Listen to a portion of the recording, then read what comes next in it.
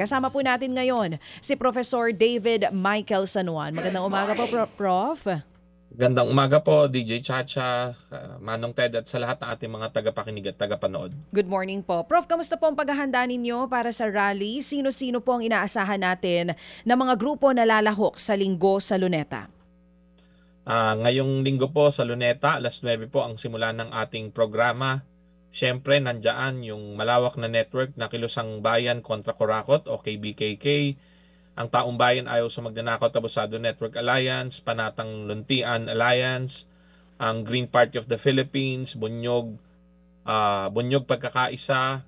Nandiyan din ang mga Environmentalists Against Corruption, siyempre ang Bagong Alyansa Makabayan, ang Makabayan Bloc, ang iba't ibang organisasyon ng mga manggagawa, Kilusang Mayo Uno, mga ka-riders o yung kapatiran ng mga riders. Ito ay isang malawak na organisasyon din.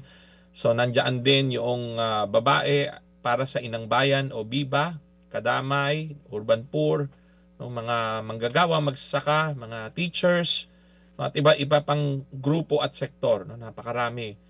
Siyempre, pati ang ibang grupo kagaya ng San Lakas, Partido Lakas Masa, ang pagkakaalam ko ay sa Luneta na rin sila bukas. Ay, sa Sunday. Sa Sunday, oo.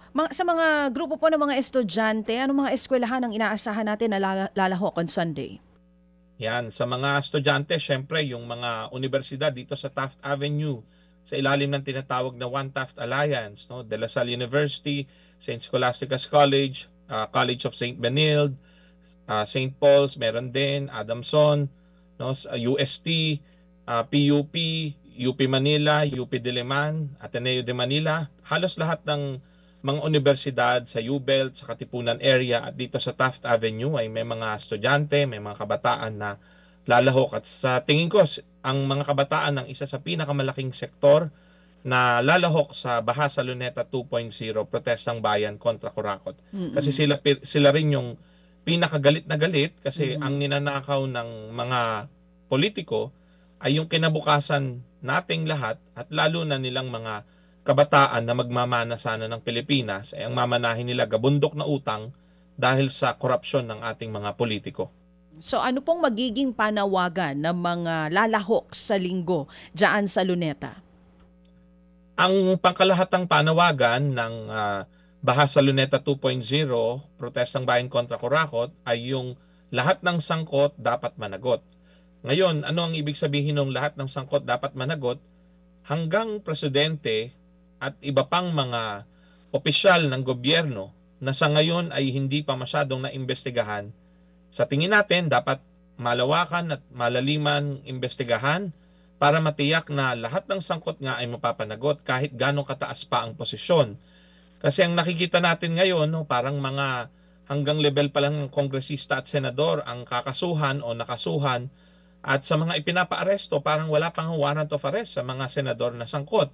Pero ang malaking question mark nga dyan, ang nag-a-approve naman ng bawat paggastos ng appropriations para ma-release ang pera ay ang presidente rin ng Pilipinas. Bakit ang presidente ng Pilipinas ay hindi pa iniimbestigahan ngayon? Sa kabila ng katotohanan na idinawit na rin siya ni Saldico dito, seryoso yung mga aligasyon kaya dapat imbestigahan yan at talagang alamin natin ang buong katotohanan. Tapos si Presidente Marcos at si Vice Presidente Duterte parehong tumanggap ng campaign donations mula sa mga contractors. Siyempre, ang sasabihin ng COMELEC, kagaya ng sinabi nila sa case ni Senator Escudero, wala naman daw problema doon. Pero malaking kalokohan yun Alam natin na may kapalit yung mga ganyang pagdodonate ng mga contractors. Kaya in the case of President Marcos nga, isa sa mga contractors na nag-donate sa kanya ay involved sa mga flood control projects. Maraming flood control projects sa Cebu. Isa sa pinaka naapektuhan nung bagyo nitong nakaraang buwan, di ba? Nakaraang mga linggo. At alam natin, napakaraming namatay doon. Mahigit 200 ang namatay sa bagyo na yon dahil sa palpak rin na flood control. So dapat talaga mapanagot sila. Kaya alam natin, respetuhin natin, alam natin na may mga kasama tayo sa Kilusang Bayan kontra Corakot kasi broad network ito, iba-ibang grupo na ang bibit-bitin na nilang panawagan ay pagpapabitiw sa pwesto ng presidente at vice-presidente para magkaroon ng tsansa na mabago natin ang sistema. Kasi alam naman natin si VP Sara Duterte hindi rin karapat-dapat. Kasi bago pa itong issue ng flood control, yung confidential funds, diba? Yung issue ng confidential funds, klaro sa atin na may mali rin siyang nagawa doon sa issue na yan. At syempre si President Marcos, ngayon mas nagiging malinaw na konektado siya sa mga nangyayari. At sa 2026 national budget, diba?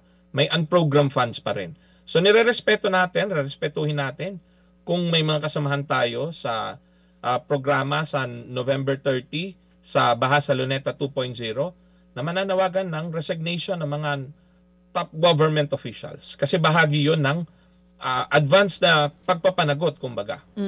So sa madaling salita, ang ipapanawagan nyo po, lahat dapat ng sangkot managot. So malawakang resignation mula sa matataas na opisyales ng gobyerno.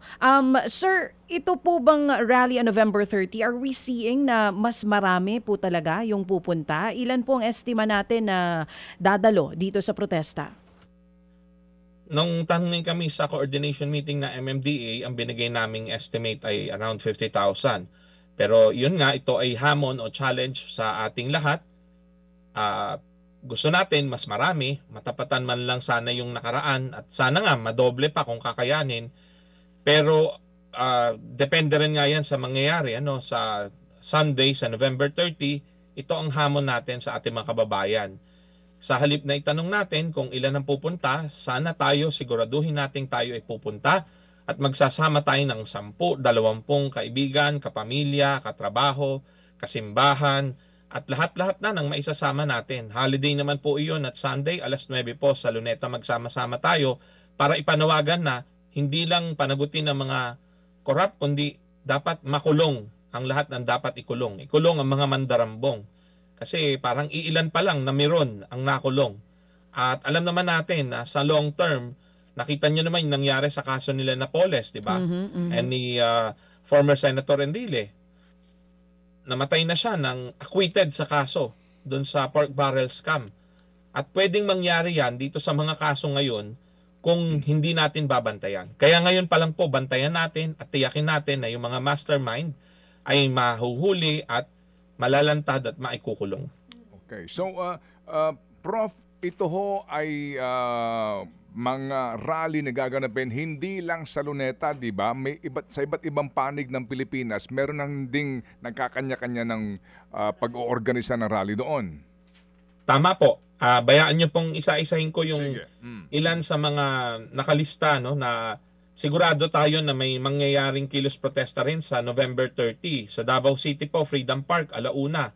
Sa Iloilo City, iba-iba yung assembly point sa Haro Plaza, General Luna Flyover, papunta ng Iloilo Provincial Capital, alauna onwards po yan.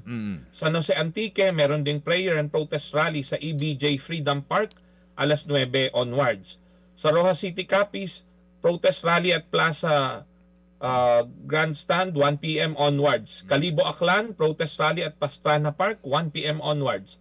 Sa Bacolod City, napakarami pong grupo at mga affiliates ng Tamana. Nandyan din, replica of New City Government Center, 1 p.m. onwards. Calamba, Laguna Crossing, 2 p.m. Cebu City, alas 9 hanggang alas 12 ng tanghali. Sa Fuente Osmeña to Metro Colon. 2 p.m. naman sa IFI Diocese of Cebu, Cathedral of the Holy Child. 3:30 p.m. marcha sa Katauhan towards Fuente Osmeña. Tacloban, 9:30, misa sa Macdiola. 10:30 naman, main protest program. Baguio City, alas 8 pa lang, may assembly na at sa Baguio Convention Center. Naga City, Camsur, sa Plaza Rizal, alas 9. Legazpi City, Albay, alas 9. Marcha from Plaza 15 Martires. Misa sa Redemptorist Church at pagkatapos marcha sa Pinaglabanan Monument. At marami pa ito kasi yes, Prof. alam ko na iba pang yung nga po ating katanungan lang na hindi lang po ito sa Metro Manila, ito po ay nationwide na mga rally sa iba't ibang panig po, lungsod at bayan para lang ho ninyo malaman kung gaano ka-interesado ang marami sa ating mga kababayan dito nga po sa usapin po ng pagpapanagot sa mga sangkot sa pinakamalaking iskandalo ng korupsyon sa ating bansa. Kaya Prof, kami muli nagpapasalamat sa iyo at sa inyong grupo din sa pagpapatuloy po ng pag-oorganisa ng ganito pong uri po ng kilos protesta sa mapayapang pamamaraan po lamang na sa ganun po ay hindi tayo lumubay dito po sa laban na ito. Otherwise, kaninyo, kapag ito'y pinalampas pa natin, muli itong mauulit at mauulit. Prof, ang inyo pong panawagan sa maiksi lang pong pamamaraan, please, sa lahat po. At kung maaari lang po, sabihin po ninyo kung may bawal ba dito. Oo, at kung ano po ang maaari ho naming dalhing placard dyan, kung kami po magdadala ng placard o suot namin t-shirt. Go ahead.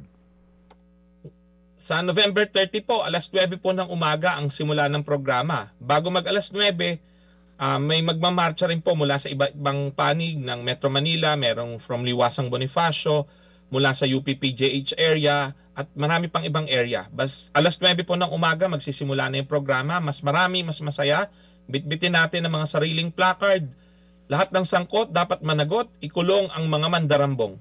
Kung sa tingin natin ay panahon na rin na ipanawagan ang pagbibitiw ng mga korap na opisyal, malayang-malaya po tayo na gawin yon. Hindi po natin pagbabawalan ng ating mga kababayan na isigaw ang panawagan na magbitiw na o i-impeach ang mga korap na opisyal. At syempre, yung pangkalahatan rin gusto natin bigyan diin, wakasan ang paghahari ng mga korap na dinastiya. Pang long term po ang gusto natin mangyari. Hindi natin titigilan ito hanggang sa maikpakulong ang lahat ng sangkot dito sa flood control scam at sa iba pang kagayang kaso ng korupsyon. Salamat po. Salamat po na marami, Prof. At kami po inyong kaisa sa mapayapa, maaring maingay, pero mapayapa po, walang intensyon na tumawid ng Menjola Malacanang itong grupong ito, Profesor, no? Yun naman tungkol sa Menjola at iba pang pagkatapos ng alas 12, 9 a.m. to 12 noon kasi yung programa. So yung nakasunduan namin sa Kilusang Bayan kontra Coracout at sa mga kasama naming grupo sa Luneta, yun magsasama-sama kami. Pero lagpas ng alas 12, 12:30 onwards, pagkatapos ng programa sa Luneta, syempre doon naman ay may kanya-kanyang plano ang mga grupo. Merong diretso ng EDSA kasi hanggang alas 6 pa yung programa sa EDSA. Meron namang uuwi na, syempre alam natin, family day yan. Meron naman din na sa naririnig ko, baka may magmamarcha rin pa Menjola. So rerespetuhin naman natin yan, pero maliwanag, 9 a.m. to 12 noon, yun lang ang pagkakaisa namin sa Luneta. At kung sakasakali pong tatawid po ng Menjola, sigurado po naman, maaga pa lang, meron ng mga barikada yan, dyan pa lang sa Ayala Bridge, ang ating lang pong panawagan dyan, mapayapa pa rin po. Maingay, okay lang, pero mapayapa, wala pong karahasan na dapat nga mangyari. Yan pong ating pong pairalin. And I'm sure you agree, Professor. Ano po? Tama po. At nasabi rin namin yan sa mga kasama namin na may plano na after ng programa sa Luneta ay magkasa rin ng aksyon labas pa sa programa sa Luneta. Yes, sir. Yes, sir. O, sige po, salamat na marami, sir, sa ating pong pagbibigay po muli ng pagkakataon na marinig po ang panig ng mga organizers dito nga po sa Baha sa Luneta 2.0. Salamat, Professor. Salamat po at magandang umaga po. Mga kapatid, brothers and sisters, saan ka pa? Dito na tayo sa Totoo.